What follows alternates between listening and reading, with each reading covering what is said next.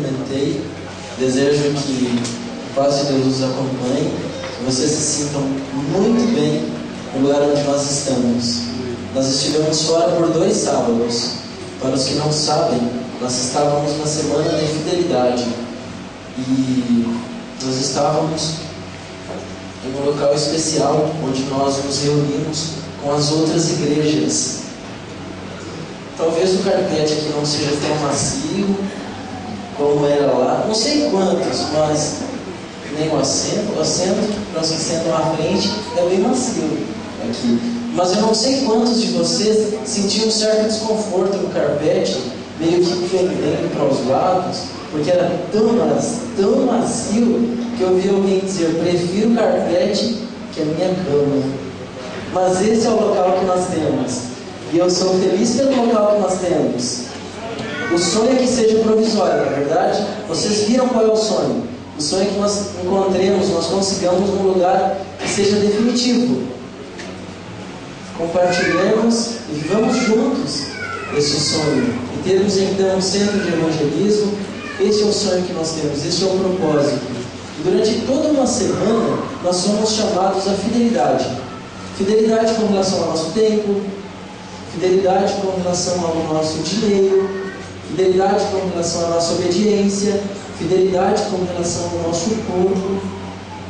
E nós ouvimos lindos testemunhos, na verdade. Quantos gostaram dos testemunhos que nós ouvimos? Quantos aprenderam alguma coisa dos testemunhos que nós ouvimos? Mas alguns me disseram: olha, os testemunhos são bonitos, eles podem até acontecer lá no Brasil, lá em Portugal, lá em qualquer país da África, mas aqui não tem espaço para milagres como estes. É impossível que milagres, que testemunhos como estes ocorram aqui. Por quê? Nós vivemos num ambiente onde o secularismo faz parte, impera ou tenta imperar. Nós vivemos num contexto onde as circunstâncias aparentemente impossibilitam os milagres. E uma pessoa me disse claramente: nesse contexto não há espaço para que Deus aja poderosamente como tem agido em outros lugares. Eu quero convidar a irmã Ziva, por favor, irmã Ziva, venha. A irmã Ziva e o irmão André, eles nos deixam. Irmão André, o senhor quer vir também? Por favor. Eles nos deixam nesta terça-feira. Eles retornam ao país de origem. O senhor era português, agora o senhor é brasileiro. Sou português. É português ainda? Aí de sempre. O senhor não vai andar mais de ônibus, não, de autocarro. O senhor agora anda de ônibus. O senhor agora não vai pegar mais uma carona. O senhor vai pegar uma... Não, o senhor não vai pegar uma boleia. O senhor vai pegar uma carona. Meio boleia porque é meu carro próprio. Hã?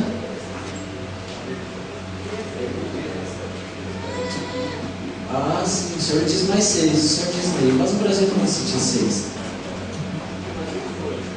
Muito bem, irmã Ziva, a senhora veio para a Europa 2 vezes, certo?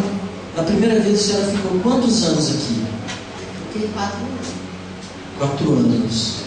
E na segunda vez, que é esta vez, quantas vezes? Quanto tempo? 2 anos, 2 vezes. Ou seja, menos de 2 anos. Menos que a metade do tempo que a primeira vez. Bom, na primeira vez, como era a sua fidelidade com Deus? Deixa eu ser específico. A senhora tinha um dia especial que a senhora separava para Deus? Olha, quando eu mudava para a igreja, eu ficava assim do Espírito. Mas a senhora conhecia. Eu trabalhava na sexta-feira, à noite. Muito bem. Veja, a senhora conhecia, e mesmo conhecendo que Deus nos pede um dia especial, a senhora não separava um dia especial.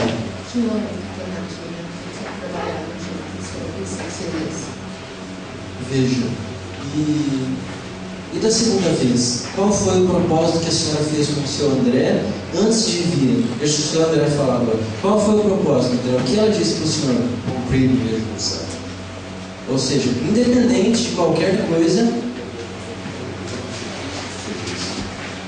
Muito bem. Bom, vamos agora aos resultados. Da primeira vez que a senhora ficou o dobro da primeira, como foram os seus resultados financeiros?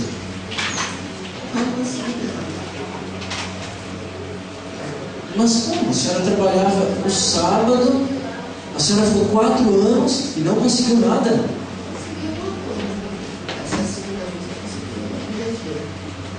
Poucos conseguiram. Graças a Deus, eu feito. Veja, vocês veem uma relação entre fidelidade e bênçãos. Nós não estamos prometendo que a fidelidade trará bênçãos para os que já me olharam em torno.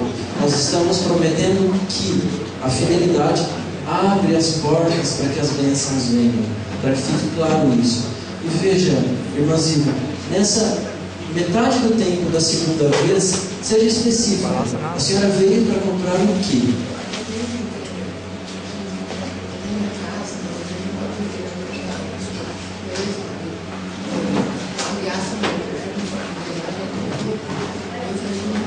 Eu não vou, fui para trabalhar o sábado, eu não vou. Aí eu falei para ele, nós vamos para ficar 3 anos. Esses 3 anos a gente volta para casa. Aí vai fazer 2 anos, no dia 6, a gente estava lá na cidade, comprou um apartamento na terra, aí nós vemos e eu cheguei aqui, nós precisamos trabalhar. Eu não trabalhei no sábado, nenhum dia, esses 2 anos, eu trabalhei nenhum dia de sábado, nem eu nem nada. Já não trabalhava no sábado, não dia, mas eu agradeço muito por Deus que isso foi uma vez, foi um lugar que eu consegui quitar meu apartamento. Está quitada só de eu receber em julho e só para julho na cabeça. Há espaço para milagres no contexto em que nós vivemos ou não? Nós vimos o milagre de alguém que recebeu uma bicicleta. E ele testemunhou como se fosse o maior dos milagres, o maior dos presentes. Veja, talvez o seu problema não seja o sábado, mas pode ser o indivíduo que está sentado ao seu lado. Talvez o seu problema não seja a fidelidade dos dízimos e ofertas, mas pode ser do indivíduo que está ao seu lado. Mas hoje eu joguei 40 dias essa vez que eu recebi. Eu já fiz 40 dias quando eu peguei. Muito bem. Então, a intenção a partir de agora é coletar os testemunhos que vocês têm, para nós provarmos que entre nós os milagres acontecem. Basta que nós dividamos o nosso testemunho. Veja, a irmã, através do vídeo que nós fizemos com ela, que estará em breve no site, diz qual foi o segredo para que ela realmente cumprisse o propósito que ela havia feito com Deus. Então, esta é a oportunidade de você procurar ao Fabiano, muito bem-vindo à Rádio 7, está no retorno lento, mas vai retornar. Os vídeos com os testemunhos de vocês estarão no site, para que vocês ajudem aqueles que, porventura, podem estar passando pelo mesmo problema espiritual que você passou em algum momento. Muito bem, os presentes eles entregam depois para a senhora e para o senhor. Senhor André, e que Deus abençoe a senhora, a fidelidade continue, senhor André também, que Deus continue na jornada de vocês. Muito bem? Então, vocês podem sentar. E sabe que nós temos um fim de ano repleto de bênçãos, não é verdade? Vocês viram quantos anúncios, são tantas informações, que fica até difícil fixar algo na mente da igreja com tantas informações, mas que se fazem necessárias. Veja, o primeiro dos programas é o Reencontro Perdido. No dia seguinte, o batismo de 3 amigos que estão entre nós. Uma semana depois, a semana de colheita. Então são tantas oportunidades de nós pescarmos as pessoas que estão esperando que nós as busquemos, para que compreendam o amor que Deus tem por elas. Mas sabe que há alguns problemas, e muitas vezes o espírito crítico que eu e você temos impedem, o espírito crítico que eu e você temos impede com que as bênçãos cheguem onde deveria chegar. As bênçãos cheguem onde deveriam chegar. E pensando em espírito crítico, eu decidi que dividiria algo com vocês. Quantos já ouviram falar sobre a comportagem? Já ouviram? Eu sempre vou falar sobre comportagem, muitos já foram comportores. A comportagem, num resumo, para que vocês compreendam e entendam melhor este pequeno testemunho, essa pequena história, trata-se de um projeto oficial da igreja. É quando alunos ou futuros alunos de universidades adventistas saem no período de férias, divulgando literatura sobre saúde, sobre família, sobre a palavra de Deus. Com os fundos que elas arrecadam, elas conseguem se manter nas universidades adventistas. Eu quero dividir com vocês a história de uma moça de uma pequena igreja do interior. Ela recebeu um cartaz muito bonito que dizia: comportagem, conheça a Universidade Adventista, estude na Universidade Adventista, expanda suas fronteiras, amplie seus territórios, conheça pessoas, novos lugares, e mais que tudo, evangelize com publicações. Os irmãos disseram ali para aquela moça: olha, isso aí pode dar certo, mas é muito difícil. Ou seja, o espírito crítico dizia que você pode ter resultados, mas é muito difícil. As histórias de pessoas que não tiveram resultados são muitas. E não ouvindo ao espírito crítico, essa moça juntou todos esses objetivos que o cartaz trouxe com outro objetivo que ela tinha. Ela queria muito encontrar um rapaz cristão para namorar e casar. E essa moça decidiu que iria para a comportagem. E na equipe de comportagem, bom, ela disse para os pais: olha, eu estou indo para expandir os territórios, evangelizar com publicações, o que mais? Estudar na Universidade Adventista e salvar almas. E implicitamente, pai, mas isso eu não vou dizer para o senhor, encontrar um rapaz cristão. Porque aqui só tem um na nossa igreja. Nós temos apenas uma igreja aqui na nossa cidadezinha. E esse aqui não dá certo, eu cresci com ele, nós somos amigos, brincamos de casinha quando éramos crianças, então o senhor me entende, né? Chegando aí de comportagem, ela me encontrou.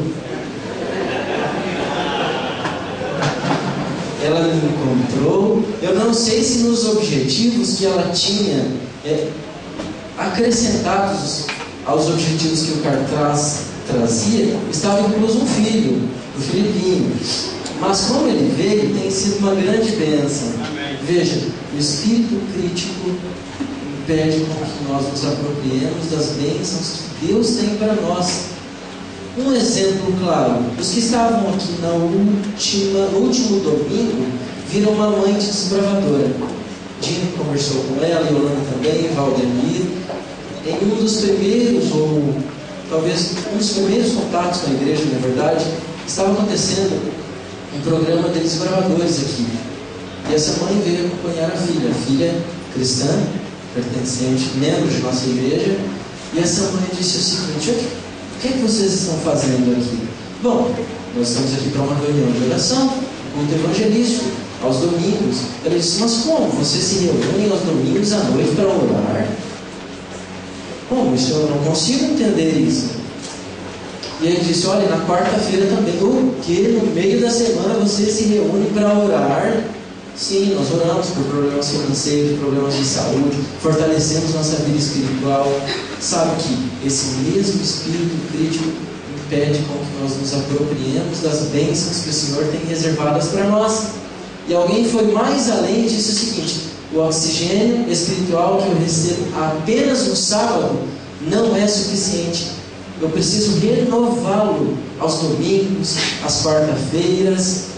E sabe que esse mesmo espírito crítico estava presente nas pessoas que conduziram Jesus à cruz.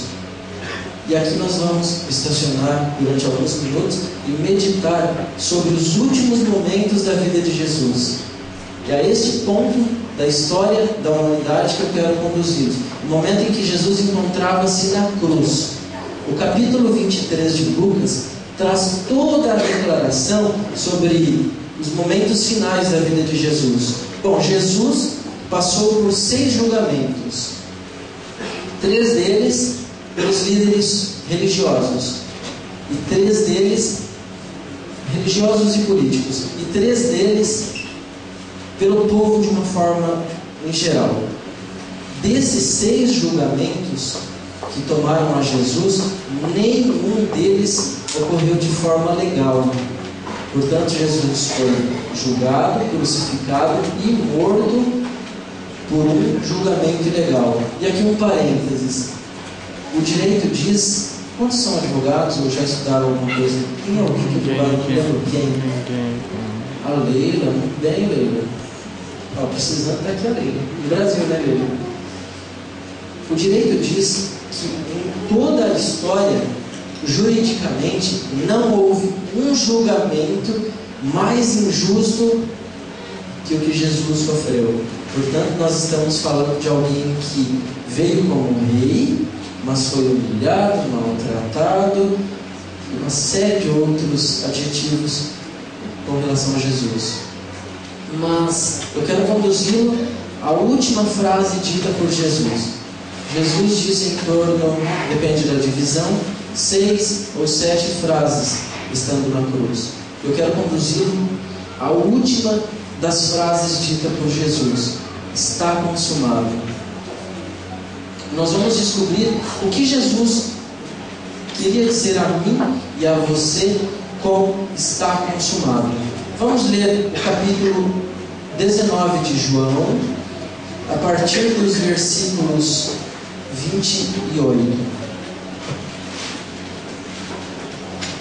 19, João, versículo 28. E no versículo 30 está ali, que está a última frase dita por Jesus. Capítulo 19 de João, e o versículo 28. Nós lemos o seguinte: depois, vendo Jesus que tudo já estava consumado, para se cumprir a Escritura, disse: tenho sede. Esta quinta ou sexta declaração de Jesus na cruz, quinta ou sexta afirmação. Estava ali um vaso cheio de vinagre. Embeberam de vinagre uma esponja e, fixando-a num caniço de isopo, lhe chegaram à boca. Quando, pois, Jesus tomou o vinagre, disse: está consumado. E, inclinando a cabeça, rendeu o Espírito. Se eu perguntasse a vocês, quantos usam a palavra está consumado diariamente? Provavelmente vocês diriam não. Ou se eu perguntasse, quantos já ouviram a palavra está consumado? Alguém usar? Pode ser que haja alguém, mas não é comum. Mas veja, Deus é extremamente maravilhoso. E no projeto da Bíblia estão palavras simples para aquele contexto, e nós podemos descobrir e tirar destas palavras grandes lições. E o que Jesus quis dizer com está consumado? Vamos aos políticos.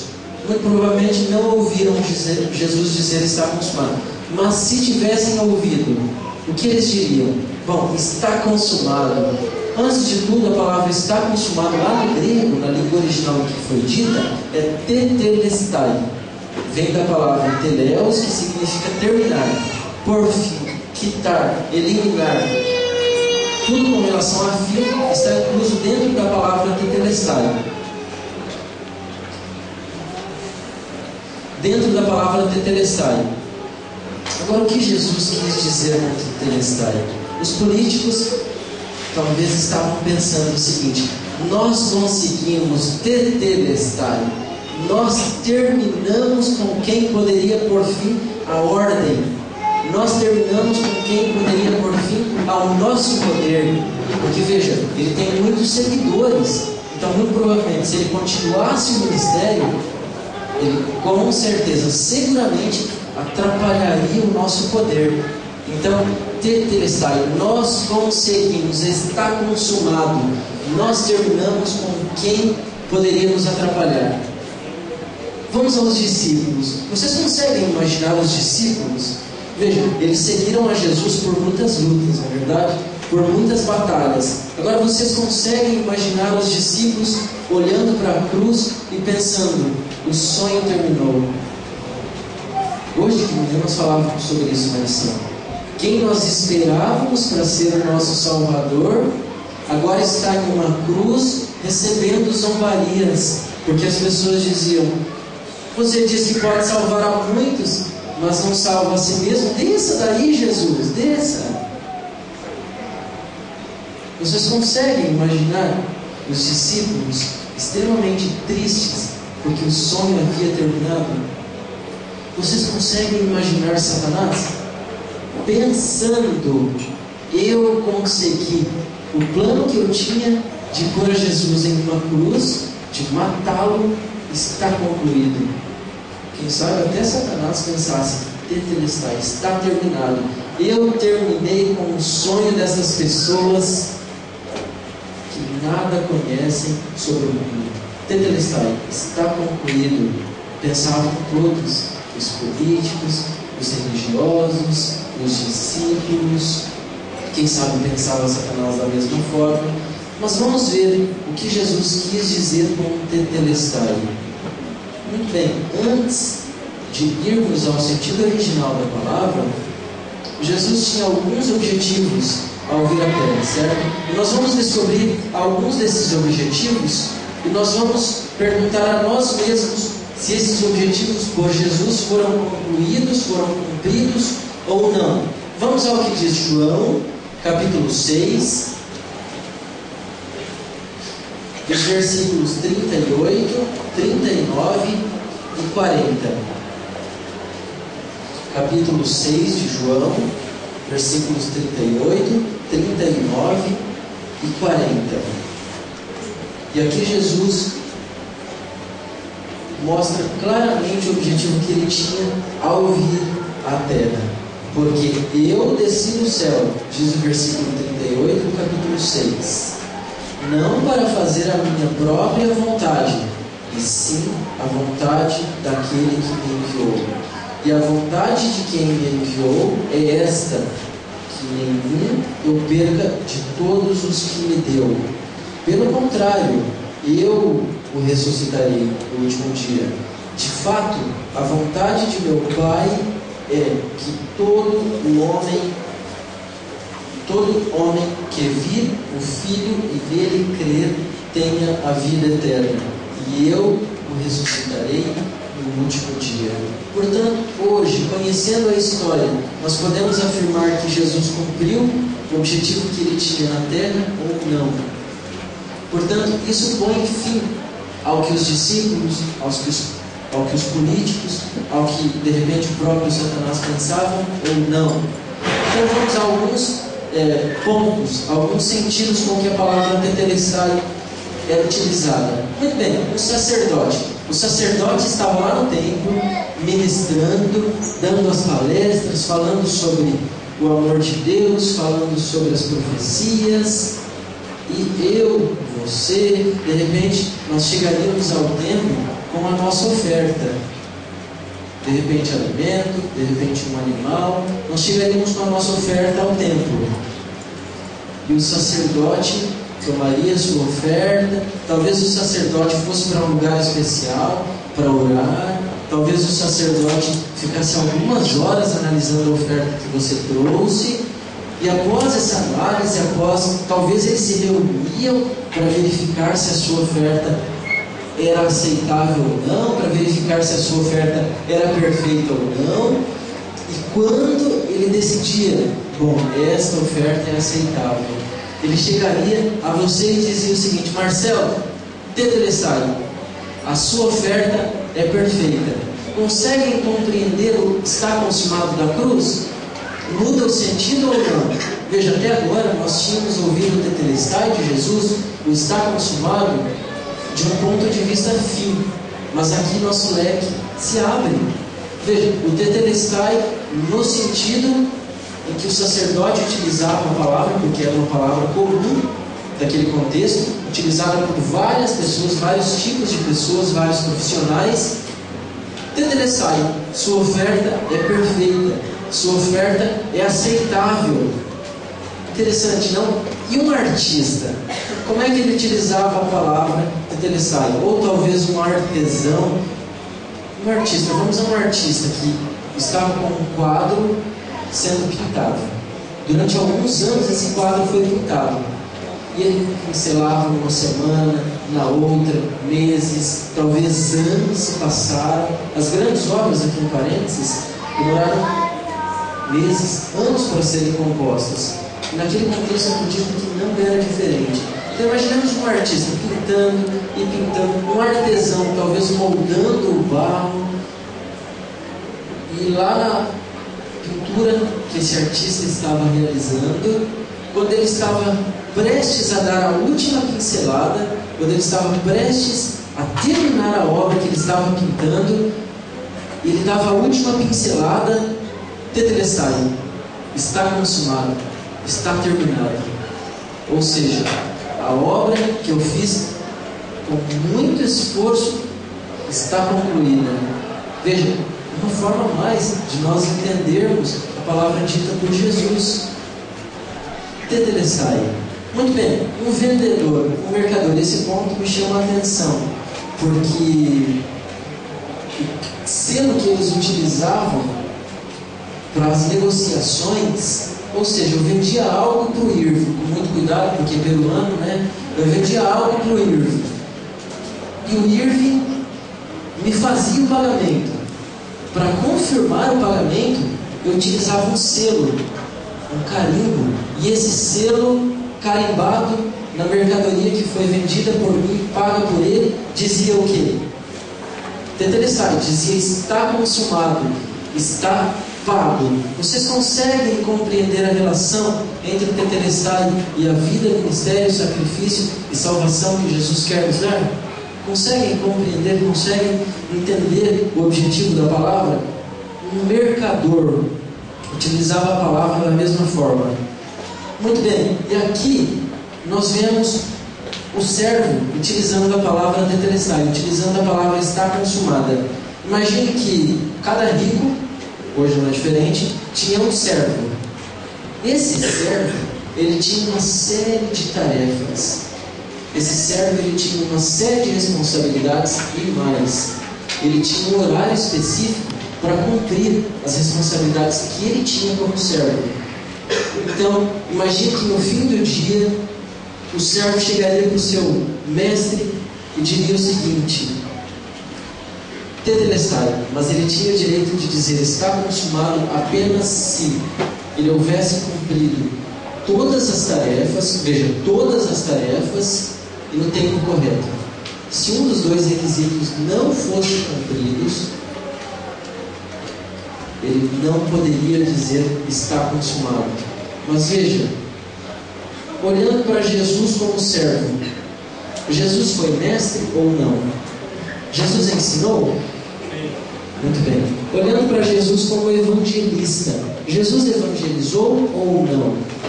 Nós podemos dizer inclusive que sozinho Jesus, dividindo as tarefas, evangelizou a todo mundo, dividindo entre os 12, os motivando, ou seja, Jesus como evangelista. Nós podemos dizer que Jesus, ou colocar a Jesus como discípulo, Jesus discípulo do Pai, Deus que o havia enviado, e Jesus discipulando.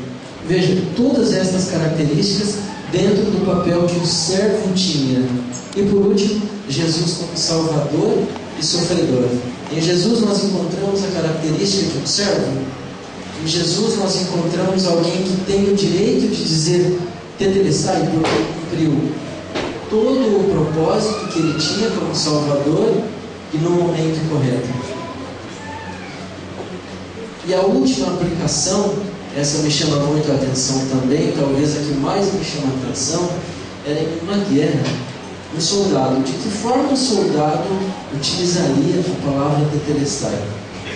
Veja, numa guerra, numa grande batalha, com muitas mortes, com muito sangue, com um grande exército, talvez muitos mortos, muitos soldados mortos que faziam parte do próprio exército, e quando a batalha fosse vencida, quando eles tivessem a plena certeza de que nenhum risco mais eles correriam, ou seja, quando todo o exército inimigo estivesse vencido, estivesse exterminado, eles diriam tetelestai, eles diriam está consumado. Veja, a intenção hoje é que nós entendamos que Deus não quer nos dar tudo o que nós queremos, mas Ele está disposto a dar tudo o que nós precisamos. E Jesus na cruz, ao dizer está consumado, ao dizer tetelestai, Ele afirma: eu não estou dando a vocês tudo o que vocês querem, mas eu estou dando a vocês tudo o que vocês precisam. E por isso eu digo amém, espero amém de vocês também, porque na cruz nós encontramos o resultado final e o cumprimento destes dois. A lei requeria morte, a lei requeria sacrifício. E em Romanos 3, vocês já podem abrir Romanos 3, nós encontramos, Romanos 8, 3, perdão, nós encontramos o requisito que a lei colocava para que o pecado fosse exterminado. Então, em Romanos 3, 8, 3, perdão, nós lemos o requisito com relação jurídica para que o pecado fosse exterminado.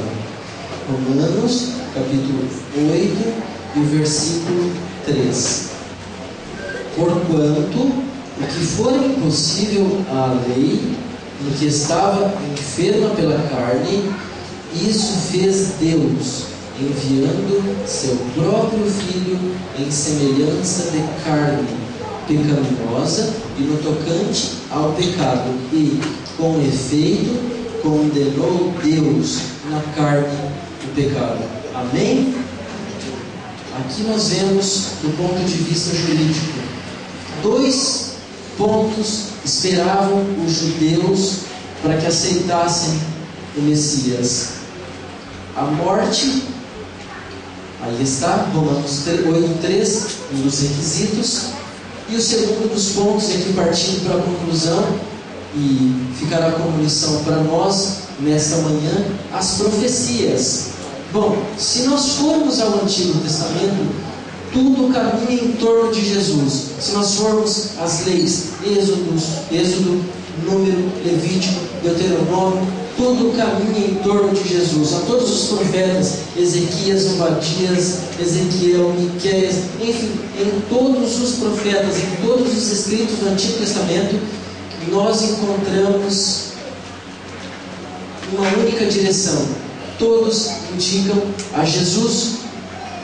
Todos profeticamente falam de alguém que viria para salvar. Todos falam que alguém viria para ser a solução do mundo. Nós compreendemos esta profecia, temos esta grande bênção. Pessoas que ainda não compreenderam, esperam até hoje por alguém que venha salvá-los. Agora vamos ler. Esse, para mim, é um dos lindos momentos que nós encontramos na Bíblia, quando Jesus está conversando com os discípulos. Lucas capítulo 24, versículos 44 a 47. Lucas 24, 44 a 47. Muito bem, o versículo 44 diz o seguinte: a seguir, Jesus lhes disse: são estas as palavras que eu vos falei, estando ainda convosco, importava se cumprisse tudo o que de mim está escrito na lei de Moisés, nos profetas, nos salmos.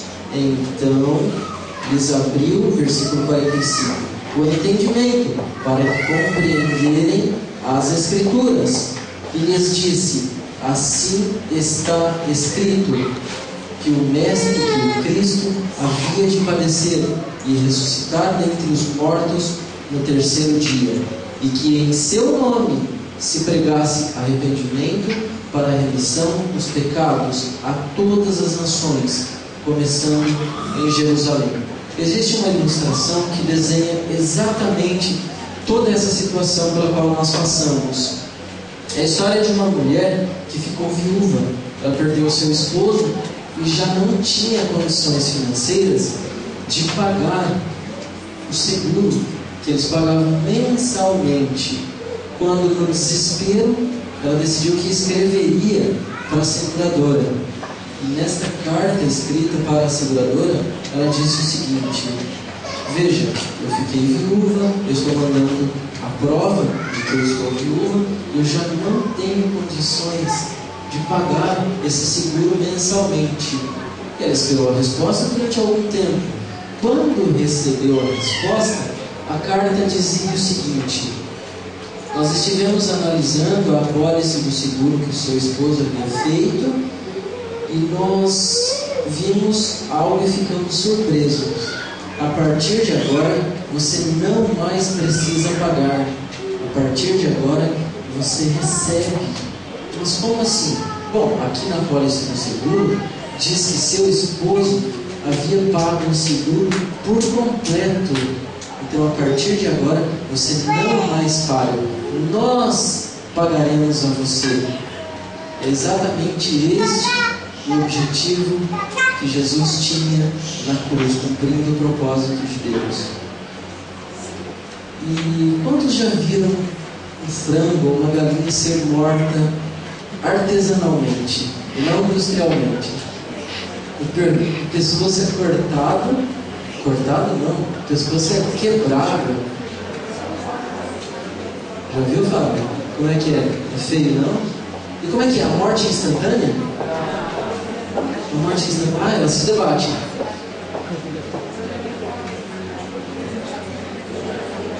Ou seja, aos poucos. É exatamente isso o que o sacrifício de Jesus fez na cruz por nós. Aos poucos o pecado tem se extinguido. Chegará o momento definitivo. O momento em que a galinha perde a sua vida de forma completa é quando nós encontraremos a Jesus no céu. A mensagem desta manhã é: não importa a que lugar você tenha chegado, não importa quão distante você tenha ido, Deus quer te buscar e trazê-lo para estes braços de amor que dizem: Tetelestai, a sua dívida, a dívida que você tinha, está paga por definitivo. Pensando dessa forma, nós oraremos neste momento. Eu os convido a que fiquem em pé e nós renovaremos o nosso compromisso de fidelidade em todos os aspectos. Nós vamos orar.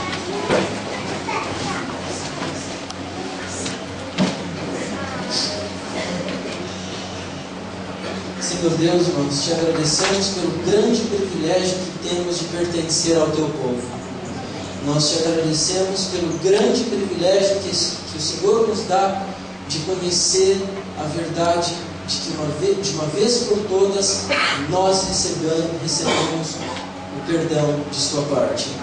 Nós, Senhor, neste momento reafirmamos o nosso compromisso e nós declaramos aceitar de uma vez por todas a afirmação de vitória que o Senhor faz por cada um de nós.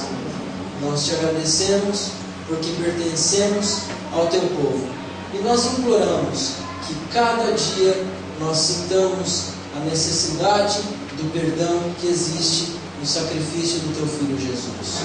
Nós imploramos motivação, nós imploramos o reavivamento. Senhor, dá-nos forças, renova as nossas forças para que cumpramos aquilo que o Senhor quer que nós sejamos como cristãos.